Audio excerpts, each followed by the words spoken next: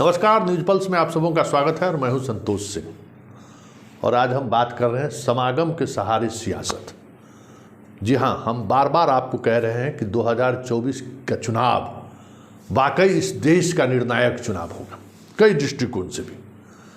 हम उन दृष्टिकोण पर चर्चा नहीं कर रहे हैं जिन दृष्टिकोण को लेकर इन दिनों चर्चाएं हो रही हैं कि हमारा संवैधानिक स्ट्रक्चर जिस तरीके से ध्वस्त हो रहा है, क्या होगा इस लोकतंत्र का। हम उस पर चर्चा नहीं कर रहे हैं। हम चर्चा कर रहे हैं कि हमारे लोकतंत्र, देखिए लोकतंत्र की एक खूबसूरती तो है कि बड़े से बड़े तानाशाह को भी जो है सो हैसियत में रखता है वो, और वोट का समय आया तो वो समझिए इस स्थिति में पहुंच जाता है जिसकी आप कल्पना नहीं कर सकते। मोहन भागवत कह रहे हैं कि ये जाति ईश्वर ने नहीं पंडितों ने बनाई है। आप सोच लीजिए कितना बड़ा बदलाव है संघ के इस आइडियोलॉजी का।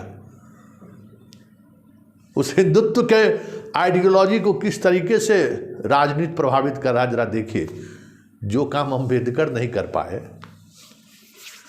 जो काम इस देश में एक से एक समाज सुधारक व्यक्ति जो काम नहीं कर पाए, वो काम वोट कैसे कर रहा है, जरा इसको समझिए।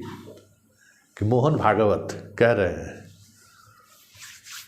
कि ये जो जाति प्रथा है वो पंडितों का बनाया हुआ है, ईश्वर का नहीं। संदेश साफ है कि ये जो राजनीति है ना, धर्म के सहारे ज़्यादा दिनों तक नहीं चलाई जा सकती। इस देश का अपना एक चरित्र रहा है, और धर्म में अगर आप इस अंदाज में आप कट्टरता को प्रवेश कराएंगे तो वो भी ज़्यादा दिनों तक नहीं चलाएगा। इतिहास हमारा यही रहा है। धर्म हमारा यथार्थ कभी नहीं रहा है, लेकिन जाति हमारी यथार्थ रही है। ये कई जुगों जुगों से चीज़ें चली आ रही हैं। जाति तोड़ने का भी कई आंदोलन चला है इस देश में, लेकिन वो सिर्फ आंदोलन रहा। लेकिन कहीं न कहीं एक न्यूक्लियर चीज़ें हैं जहां आकर इस देश का समाज, सियासत आकर ठहर जाती है, वो है जाति।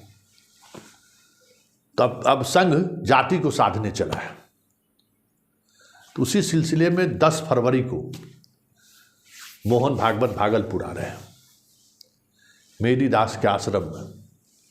देखिए, मेरी दास एक ऐसे संत हुए हैं जो रामचरितमानस को लेकर उन्होंने जो लिखा है, उसमें कई ऐसी बातें उन्होंने लिखी हैं जिन बातों को लेकर इन दिनों एक बड़ा आंदोलन छेड़ने की तैयारी चल रही है। जी हाँ, जिस तरीके से चंद्रशेखर ने रामचरितमानस के उन पंक्तियों पर हमला बोला था और कहा था इसको हटाइए। मेरी दास उन्हीं इलाकों से आते हैं जिन इलाकों से चंद्रशेखर आते हैं। जी हाँ, ये भी मधेपुरा से ही आते हैं, और इन्होंने पूरे सनातन धर्म को एक अलग तरीके से प्रभाषित किया, जिसमें छुआछूत और जाति प्रथा को लेकर जो कई बंधन थे, उस बंधन को उन्होंने तोड़ा। और आज उस इलाके में बड़ी संख्या में इसके अनुयायी हैं, और पिछड़े और अति पिछड़े समाज के लोग सबसे ज़्यादा इनके अनुयायी हैं। तो सियासत है, बिहार को साधना है, और बिहार को साधने की कोशिश 100 वर्षों से संघ कर रही है, लेकिन वो सफल नहीं हो पा रहा। बिहार ही एक ऐसा राज्य है हिंदी राज्यों में जहाँ बीजेपी आज भी हाथ रही है। आज भी बीजेपी दावे के साथ नहीं कह सकती है कि हम यहाँ पे कंफर्ट स्थिति में, या हम जो एजेंडा चलाना चाहते हैं वो बिहार में भी चल जाएगा।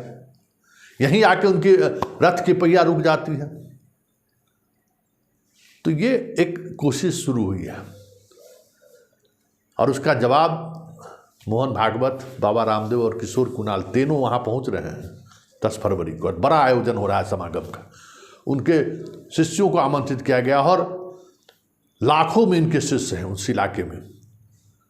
तो आप सोच सकते हैं कि उस समागम के सहारे क्या संदेश देने की कोशिश होगी मोहन भागवत द्वारा।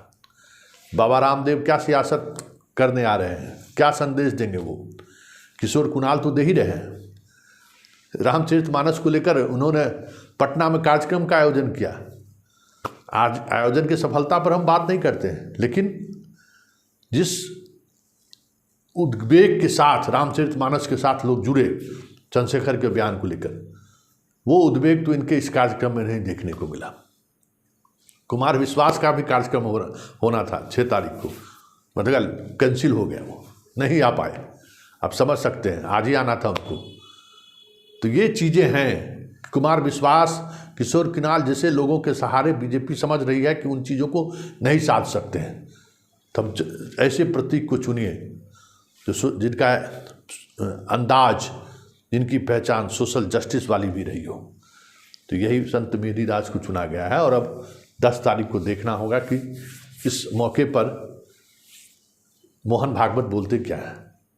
वैसे उन्होंने बोल दिया है कि सब कुछ पंडित ही तय नहीं करते हैं। इस देश में पंडितों ने बहुत कुछ किया है जिसका नुकसान इस देश को भुगतना पड़ रहा है। खुद वो पंडित हैं। सोच लीजिए सियासत किस तरीके से करवट ले रही है, और इसी करवट को समझने की ज़रूरत है कि 2024 से पहले ना जाने क्या क्या होगा इस देश में। जिस तरीके से जाति और धर्म आमने सामने है और धर्म कमज़ोर पड़ रहा है, ये भी समझिए। मोहन भागवत का ये बयान मतलब धर्म कमज़ोर पड़ रहा है। उनको महसूस हो रहा है कि धर्म के सहारे जो हम सियासत करने जा रहे हैं या सियासत कर रहे हैं राम के सहारे, वो इस जाति आधारित राजनीति के सामने कमज़ोर पड़ रहा है। इसलिए ये भी अब उसी लाइन पे आगे बढ़ रहे हैं। तो बस आँख नाक कान खोल कर रखिए और समझिए कि ये सियासत 2024 का जो सियासत है किस दिशा की तरफ बढ़ चला है।